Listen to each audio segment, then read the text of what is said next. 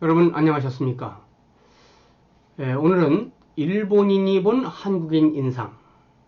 우리가 일본인을 봐도 뭐 일본인은 이렇다라는 어떤 이제 단정을 하게 되죠.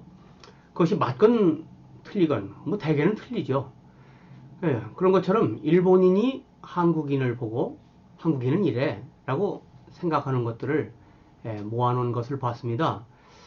그런 일본인이 본 한국인 인상에 대하여 그것이 맞건 틀리건 간에 우리 한국인의 어떤 행동에 대해서 일본인들이 주목을 하고 있나, 이런 걸 알게 해주는 한 단서가 될 수 있기 때문에 오늘 제가 그런 말씀을 드리겠습니다. 일본인은 한국인을 볼 때 성격이 급하다. 성격이 급한 사람이 많다. 희노애락의 표현이 분명하다. 의견을 분명히 말한다. 생각이나 감정의 변화가 얼굴에 잘 나타난다. 외모에 신경을 많이 쓴다. 성형수술에 관대하다. 남이 나를 어떻게 보는지 지나치게 의식한다. 센 척 보이지만 사실은 상처를 잘 받더라. 학력사회의 압박을 많이 받고 산다. 연공서열을 중시한다. 나이를 중시하는 거죠. 스마트폰을 보고 항상 보고 다닌다. 그럼에도 시간관념은 좀 느슨하더라. 애국심이 높다. 그리고 빨간색, 원색조의 화려한 색을 좋아한다. 뭐 이런 것들을 좀 특이하다고 보는 것 같습니다. 만약에 한국인들이 일본인을 본다면 어쩌면 이거하고 반대로 볼지도 모르겠습니다. 그러나 그 말이 옳으냐 그러냐 대개 옳지 않아요. 약간의 차이를 뇌가 크게 확대해서 그렇게 해석을 하는 겁니다. 그래서 이런 진단에 대한 이런 인상에 대한 인상평가에 대한 결과가 뇌과학적으로는 어떤 현상을 보고 말한 건가, 이걸 한번 살펴보도록 하겠습니다.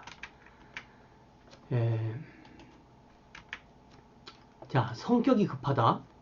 이 말은 뇌의 정보 처리 속도가 빠르다 이 말입니다. 우리 한국인은 오른쪽 뇌를 쓰는 사람이 많아요. 우뇌형이 다수기 때문이고, 우뇌는 병렬로 사고합니다. 여러 사실을 한 번에 종합을 하는 거예요. 왼쪽 뇌는 이러니까 이렇고 저러니까 저렇고 해서 직렬적으로 사고를 합니다. 우뇌형이 많기 때문에 일본인이 볼 때는 성격이 급하다 이렇게 보는 것 같습니다. 급하지 않은 사람도 있죠. 또 급하다고 하더라도 정도 차이가 있죠. 그러나 그것을 일본인들이 이렇게 느낄 때는 그게 운해형을 보고 운해적 행동을 보고 그렇게 느끼는 거다. 성격이 급한 사람이 많다 말은 급한 사람이 많다라고 평가한 그 속에는 안 그런 사람도 있다는 뜻이잖아요. 그 말은 무슨 말이냐면 성격이 급한 사람 안 급한 사람 차이가 정도 차이가 심하다 이 말이죠. 그 말은 우리 한국인이 형질적으로 매우 다양하게 되어 있다. 그것을 일본인들이 그것 때문에 이런 인상을 갖는 거죠. 희노애락의 표현이 분명하다. 이 말은 우리 한국인이 평소에 감정뇌, 오른쪽 뇌죠. 감정뇌가 활성화되어 있어서 그래서 어떤 반응을 크게 일으키는 거죠. 적게 일으키는 거. 기쁠 때 많이 기뻐하고 슬플 때 많이 슬퍼하고 이렇게 하게 되는 거죠. 평소에 습관화가 되어 있기 때문에 의견을 분명히 말한다.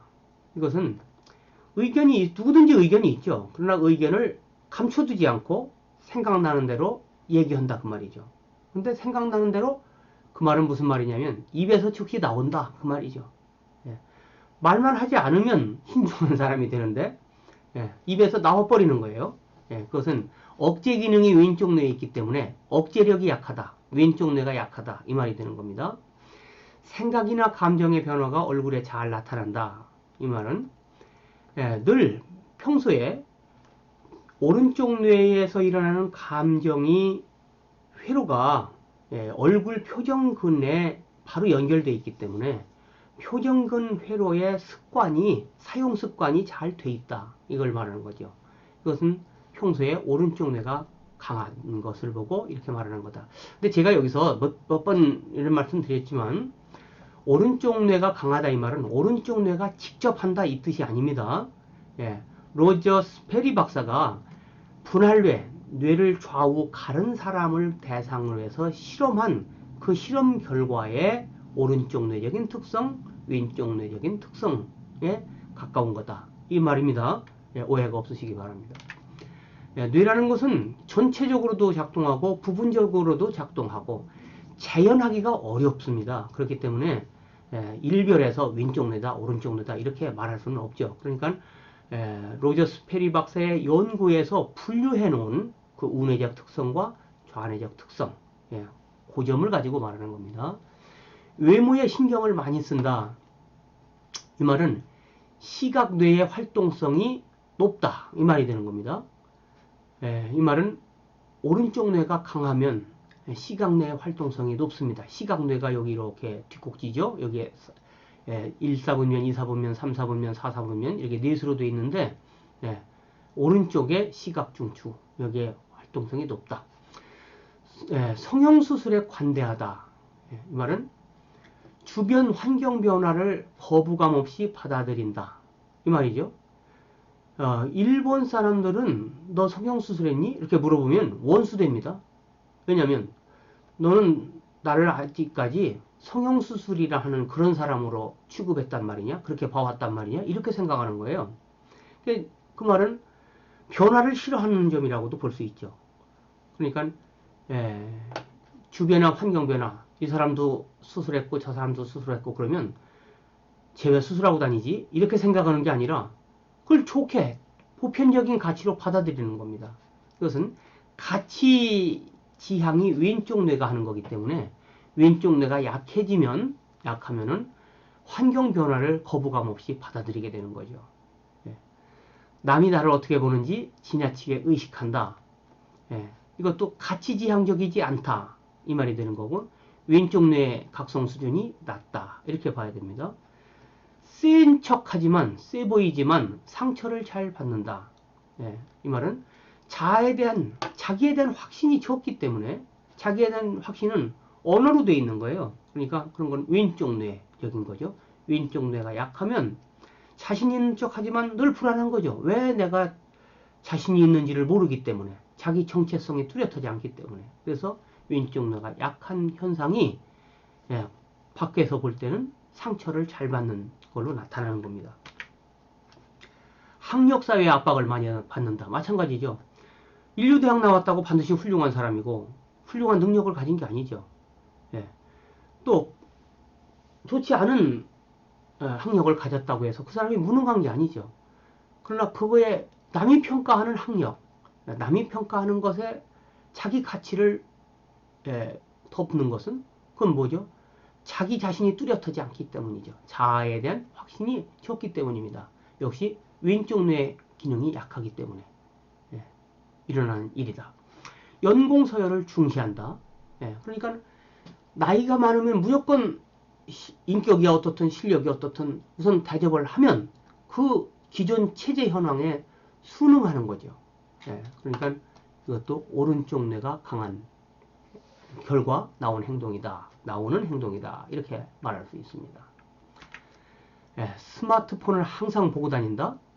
이것은 자아 확신이 없으면 불안하죠. 그러니까 그 불안을 외부의 정보로부터 채우려고 이것도 들여다보고 저것도 들여다보고 하게 되죠. 자기 소신이 뚜렷하면 예를 들어서 나는 다큐멘터리만 본다. 이렇게 뚜렷하죠. 이것도 보고 저것도 보고 맨날 다 보고 다닐래니까 이 말도 듣고 저 말도 듣고 하러 다닐래니까 많이 보고 다니는 거죠. 그래서 우뇌가 그것은 정보를 많이 받으려는 태도니까 그것은 오른쪽 뇌가 강한 행동이라 이렇게 말할 수 있습니다. 그럼에도 시간관념이 느슨하다. 자, 약속을 잘 지키지 않는다. 정확하게 시간을 지키지 않는다. 이 말은 뇌의 각성 수준이 충분히 높지 않다 이 말입니다. 이 말은 뇌의 각성 수준을 높이는 것이 뇌간입니다. 뇌간. 뇌간이 약하면 각성 수준이 약해요.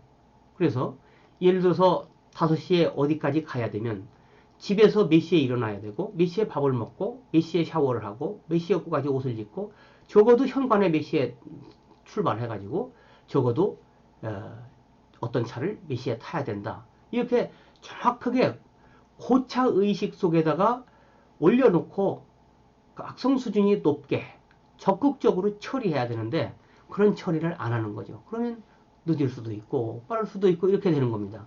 뇌관이 약한 행동이다. 이렇게 말할 수 있습니다. 애국심이 높다. 이것도 공동이익이죠. 나라를 사랑한다는 것은. 그래서 개인을 희생하는 거죠. 그 개인의 희생은 자기의 명분론적인 보상을 얻는 거죠.